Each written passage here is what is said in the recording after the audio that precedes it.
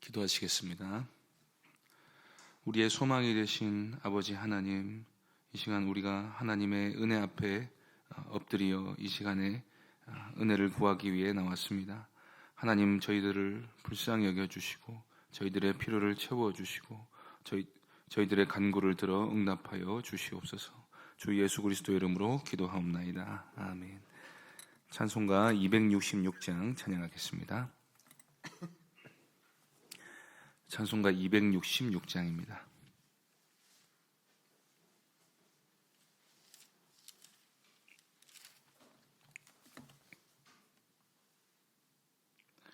(266장) 함께 찬송하겠습니다. 주의 피로 이룬 샘물 참 깊고 넓도다. 구원하는 그 신능력 다 찬송할지라. 찬송하세 주의 보혈 그 샘에 지금 나가. 죄에 깊이 빠진 이 몸 그 피로 씻어 맑히네. 죄악 세상 이김으로 거룩한 길 가는 나의 마음 성전 삼고 주께서 계시네. 찬송하세 주의 보혈 그 샘에 지금 나가. 죄에 깊이 빠진 이 몸 그 피로 씻어 맑히네. 주 예수를 깊이 아는 놀라운 그 은혜. 하늘나라 즐거움이 매일 새롭도다. 찬송하세 주의 보혈 그 샘에 지금 나가. 죄에 깊이 빠진 이 몸 그 피로 씻어 맑히네. 하나님 말씀 요한복음 7장 45절부터 52절까지입니다. 요한복음 7장 45절부터 52절까지 말씀 한 절씩 교독하겠습니다. 아랫사람들이 대제사장들과 바리사인들에게로 오니 그들이 묻되 어찌하여 잡아오지 아니하였느냐.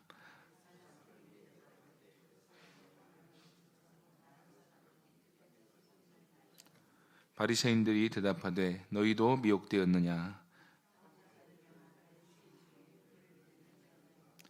율법을 알지 못하는 이 무리는 저주를 받은 자로다.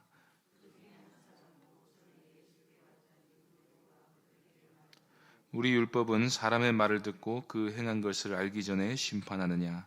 그들이 대답하여 이르되 너도 갈릴리에서 왔느냐. 찾아보라, 갈릴리에서는 선지자가 나지 못하느니라 하였더라. 아멘. 우리는 성경 말씀을 그 무엇보다 최고의 권위를 가진 말씀으로 믿습니다. 왜냐하면 그 말씀은 하나님의 말씀이기 때문입니다. 그래서 교회는 성경이 가라 하는 데까지 가고 성경이 멈추라고 하는 데서 멈춰야 합니다. 어떤 사실에 대해서 논쟁이 일어날 때 성경이 말하는 바가 이것이다 라는 것이 확인이 되면 즉시로 논쟁을 그치고 성경의 진리 앞에 머리를 숙이고 성경이 말씀하는 바가 곧 우리를 향하신 하나님의 뜻이라고 우리는 믿습니다. 그래서 우리는 교회 위에 성경이 있다고 믿습니다. 교회는 성경이 말씀하는 대로 세워져 가야 하는 것이지 결코 우리가 이 말씀에서 더하거나 빼거나 할 권한이 없는 것입니다. 그런데 로마 카톨릭 교회 같은 경우는 성경과 교회와의 관계에 있어서 우리와 다른 견해를 가지고 있습니다. 로마 교회는 성경을 최종적으로 권위 있는 문서로 여기지 않습니다. 그들은 놀랍게도 성경이 교회를 만든 게 아니라 교회가 성경을 만들었다고 생각을 합니다. 성경은 교회가 만든 문서 중에서 가장 권위 있는 문서일 뿐이라는 것입니다. 그래서 성경에서 뭐라고 말했어도 교회가 얼마든지 성경 말씀을 뒤집을 수가 있습니다. 그래서 교회의 결정을 최종적으로 확정짓는 교황이 성경 말씀보다 위에 있게 됩니다. 그래서 로마 교회는 개인이 절대로 성경을 해석하지 못하게 합니다. 교황을 중심으로 한 추기경과 사제들의 해석만을 평신도들은 받아들일 수 있을 뿐입니다. 그래서 오늘날 로마 교황청에서 동성애를 인정한다는 교리를 발표해도 거기서는 아무런 문제가 없습니다. 성경의 가르침보다 교회의 선포가 더 권위 있는 것으로 여겨지기 때문입니다. 다소 담백하게 말했지만 이렇게 하나님의 말씀보다 사람의 권위를 더 높이는 행위는 망령된 죄이고 참남한 죄이고 저주받아 마땅한 죄입니다. 로마 교회가 그렇게 하는 것이 가능한 이유는 로마 교황이 예수 그리스도가 세우신 지상교회의 대리인이라고 믿기 때문입니다. 따라서 로마 교황은 신적인 권위를 가지는 것으로 여겨집니다. 그러니 모든 교리가 교황의 뜻에 따라 좌우될 수 있는 것입니다. 물론 천주교에서는 로마 교황이라고 모든 걸 마음대로 할 수 있는 건 아니라고 말합니다. 그러나 그 말은 마치 하나님이 거짓말을 하실 수 없다는 말과 유사한 말입니다. 로마 교황청의 결정은 항상 진리를 선포하며 오류를 범하지 않는다고 말하기 때문입니다. 본래 죄라는 것은 하나님을 거역하고 하나님의 자리에 자신이 올라가기를 원하는 패역한 성향을 말합니다. 그렇기 때문에 이 죄성이 커지면 커질수록 패역한 죄인은 하나님을 멸시하고 하나님보다 더 큰 권위를 행사하려 하는 것입니다.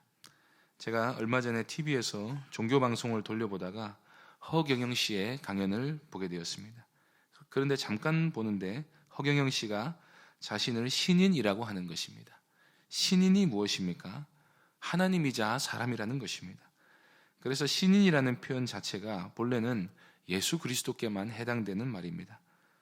그런데 이 허경영 씨의 추종자들은 다 그렇게 믿고 허경영이 신인이다 하는 것을 전파를 합니다.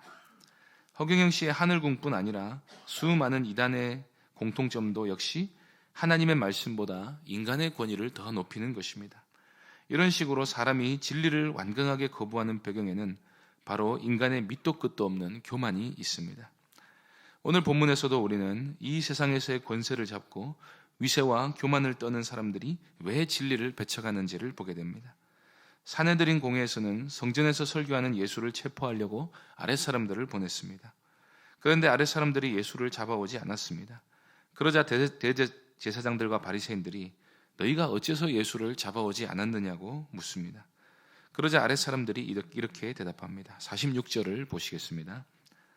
아랫사람들이 대답하되 그 사람이 말하는 것처럼 말한 사람은 이때까지 없었나이다 하니, 예수님의 말씀을 직접 들은 사람들은 도무지 예수님을 잡을 수가 없었습니다. 예수님의 말씀에 감화를 받았는지, 예수님의 말씀에서 위험을 느끼고 잡기를 두려워하게 됐는지, 그들의 악한 생각이 말씀에 의해 녹아내렸는지는 알 수가 없습니다. 그러나 분명한 것은 하나님의 말씀은 불신앙으로 그리스도를 대적하는 자들의 모든 생각을 무너뜨린다는 것입니다. 우리가 전도를 하면 불신자들이 격하게 반대하는 모습을 봅니다. 그런데 만일 우리의 전도를 듣고 누군가 격렬한 반응을 보인다면 그것은 그리스도의 말씀이 벌써 그 사람 속에 침투해 들어가 그들의 영혼을 균열시키기 시작했다는 말입니다. 그래서 우리가 전도를 하는 가장 좋은 방법 중 하나는 사람들을 예배에 참석시키는 것입니다. 일부러 시간을 내서 기독교 진리에 관해 듣기를 원하는 사람이 아닌 이상 완고한 영혼이 말씀을 들어보게 만드는 데는 예배 외에 다른 방법이 별로 없습니다. 예수님을 잡으러 갔던 사람들이 말씀을 듣고 영향을 받게 된 것도 그들이 성전에서 가르치시는 예수님의 말씀을 그 자리에서 어쩔 수 없이 듣고 있어야 했기 때문입니다. 그런데 그들은 예수님의 말씀을 듣고 이 사람은 우리의 손으로 잡을 수 없는 사람이라는 생각이 들었습니다. 그러자 아랫사람들의 말을 듣고 바리새인들이 분노하지요. 47절, 48절 보시겠습니다. 바리새인들이 대답하되 너희도 미혹되었느냐? 당국자들이나 바리새인 중에 그를 믿는 자가 있느냐? 여기서 너희도 미혹되었느냐 하는 말은 너희도 예수를 그리스도로 생각하게 되었느냐는 말입니다. 아랫사람은 윗사람이 시키는 대로 해야 하는 것입니다. 그런데 바리새인들이 보기에 이 사람들은 윗사람이 지금 바뀌었습니다. 그래서 바리새인들은 그들의 흔들리는 마음을 교정시키기 위해 아주 강하게 질책하면서 하는 말이 당국자들이나 바리새인 중에 그를 믿는 사람이 어디 있느냐는 것입니다. 이 사람들이 지금 하는 말이 무엇입니까? 유대인 종교 지도자들이 인정하지 않는 사람은 결코 메시아가 될 수 없다는 것입니다. 마치 성경이 뭐라고 하든지 로마 교황이 인정하지 않으면 그 내용은 진리가 될 수 없다고 말하는 것 같습니다. 성경이 뭐라고 하는지는 오직 이만희만이 바르게 해석해낼 수 있다고 말하는 것처럼 들립니다. 이 유대인 종교 지도자들은 처음에는 율법의 선생이라는 이유로 존경을 받아서 유대 사회로부터 존경과 권력을 이끌어냈습니다. 교회 안에서 자신을 하나님보다 더 높이려는 사람들이 그 높은 자리로 올라가기 위해서는 반드시 진리에 충성된 종이라는 인정을 먼저 받아야 되는 것입니다. 그런데 사람이 하나님의 자리에 앉으려는 죄성이 제거되지 않은 채 경건 생활에 몰두하게 되면 반드시 경건을 이익의 재료로 삼는 법입니다. 바리새인들은 율법을 열심히 지킴으로 유대 사회의 지도자가 되었습니다. 때문에 결국 그들에게 힘을 준 것은 율법이었음에도 불구하고 그들이 권세를 얻게 되자 이 율법을 가지고 위세를 부리기 시작합니다. 49절을 보시겠습니다. 율법을 알지 못하는 이 무리는 저주를 받은 자로다. 교회 안에서 왕처럼 군림하려는 거짓 선생들의 특징 중 하나가 이 자기를 반대하는 사람들에게 저주를 퍼붓는 것입니다. 교황들은 종교 재판과 출교를 무기 삼아 자기를 반대하는 무리들을 수도 없이 제거해 나갔고, 오늘날 신사도주의자들은 자신들을 성령의 권능을 받은 새 시대의 사도로 자처하면서 자기를 반대하는 무리들은 저주를 받을 것이다 하는 말을 서슴없이 하는 것을 봅니다. 그래서 바리새인들은 자신들의 자리를 위협하는 예수님에 대한 시기심에 눈이 멀어서 동족 이스라엘 백성들에게 저주를 퍼부으며 자신들이 율법의 근본 정신에 가장 위배되는 모습을 보이고 있는 것입니다. 이때 이런 그들의 불공정한 모습을 니고데모가 지적을 합니다. 50절, 51절 보시겠습니다. 그 중에 한 사람 곧 전에 예수께 왔던 니고데모가 그들에게 말하되 우리 율법은 사람의 말을 듣고 그 행한 것을 알기 전에 심판하느냐. 니고데모 역시도 예수님을 잡으러 갔던 아랫사람들처럼 예수님의 말씀을 듣고 예수님에 대해 우호적인 태도를 취하게 된 인물 중 하나입니다.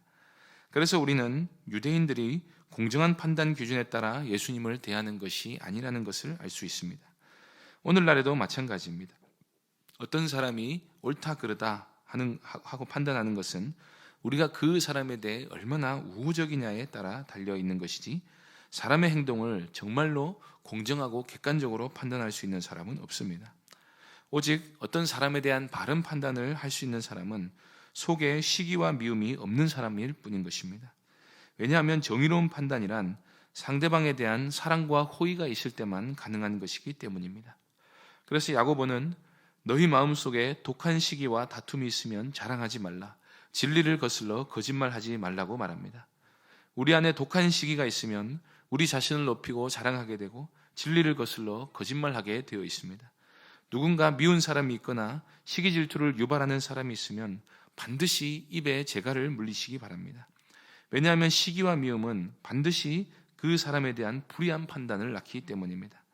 어떤 사람이 잘못된 행동을 했을 때 그 사람은 없어져야 될 사람이다 라고 판단하는 게 옳습니까? 아니면 그럴 만한 사정이 있었을 것이다, 아니면 우리가 모르는 이유가 있었을 것이다, 혹은 실수했거나 아직 영적으로 어려서 그랬을 것이다 라고 판단하는 게 옳습니까? 하나님은 어떤 판단을 지지해 주시겠습니까? 그러므로 우리는 니고데모가 보인 예수님에 대한 태도를 보면서 당국자들이나 바리새인 중에도 예수를 믿는 사람이 있다는 사실을 보게 되는 것입니다. 니고데모는 그들이 율법을 가지고 판단한다고 앉아서 율법을 어기고 있는 모습을 보여주면서 사도 요한은 예수님에 대한 당국자들의 판단이라는 게 너무나도 편협하고 불공정한 생각, 즉 자기가 높아지려고 하는 시기심에 가득한 생각에 불과하다는 사실을 보여주고 있는 것입니다. 그러나 요한은 아직 이 장면에서 그렇다고 니고데모가 아직 온전히 예수를 그리스도로 믿거나 회심한 단계는 아니라는 사실을 암시해 줍니다. 52절을 보시겠습니다. 그들이 대답하여 이르되 너도 갈릴리에서 왔느냐? 찾아보라, 갈릴리에서는 선지자가 나지 못하느니라 하였더라. 이 말씀 끝에 니고데모의 반응이 기록되어 있지 않은 것을 우리가 보게 됩니다. 아마도 니고데모는 이 말을 반박하지 못했을 것입니다. 하지만 사도 요한은 이 장면을 기록하면서 예수님에 대한 사람들의 태도가 결국에는 인간들의 죄성에 기인한다는 사실을 분명히 보여주고 있습니다. 요한복음 3장에서 예수님이 니고데모에게 말씀하신 것처럼 빛이 세상에 왔지만 사람들이 빛을 영접하지 않은 이유는 그들이 빛보다 어둠을 더 사랑하는 자들이었기 때문인 것입니다. 그래서 우리는 하나님이 택하시고 구원하시는 참 하나님의 백성들은 그 마음의 완악한 본성이 변화되어 진리에 대해서, 그리스도에 대해서, 하나님에 대해서 모든 반감과 적대감이 제거된 사람들이라는 사실을 알게 됩니다. 빛의 자녀들에게는 시기심과 미움이 없습니다. 자기가 하나님보다 높아지려는 교만함이 없습니다. 빛의 자녀들은 사랑으로 판단하고 정의롭게 판단합니다. 그래서 빛의 자녀들은 선한 사람들이고 착한 행실을 하는 사람들인 것입니다. 그러므로 그리스도를 믿는 것과 의의 편에 서 있는 것은 함께 가는 것이라는 사실을 믿으시기 바랍니다. 그래서 날마다 예수 그리스도를 가까이 할 때마다 그분의 권위 아래 있기를 즐거워하며 그분의 말씀에 순종하기를 즐거워하며 사시는 사람들 되시기를 간절히 바랍니다. 기도하겠습니다. 하나님 아버지, 우리를 빛의 자녀로 삼아 주셔서 예수 그리스도를 볼 때 예수님에 대해 반감과 또 예수님에 대해 적대감을 가지지 않고 예수님을 사랑스러워하면서 예수님을 즐거워하는 마음을 우리에게 부어주시니 참으로 감사드립니다. 독한 시기를 가지고 자랑하며 거슬러 말하는 죄를 짓지 않게 해주시고 오직 하나님을 즐거워하며 하나님을 영원토록 영화롭게 하는 삶을 우리가 살아가게 하여 주옵소서. 주 예수 그리스도의 이름으로 기도하옵나이다. 아멘. 하늘에 계신 우리 아버지여, 이름이 거룩히 여김을 받으시오며 나라의 임하옵시며 뜻이 하늘에서 이룬 것 같이 땅에서도 이루어지이다. 오늘날 우리에게 일용할 양식을 주옵시고 우리가 우리에게 죄 지은 자를 사하여 준 것 같이 우리 죄를 사하여 주옵시고 우리를 시험에 들게 하지 마옵시고 다만 악에서 구하옵소서. 대개 나라와 권세와 영광이 아버지께 영원히 있사옵나이다. 아멘. 이 시간 말씀을 기억하며 기도해 주시고 주일학교 겨울 사역을 위해서 또 병중의 여러 성도들 위해서 기도하시고 개인적으로 기도하시기 바랍니다.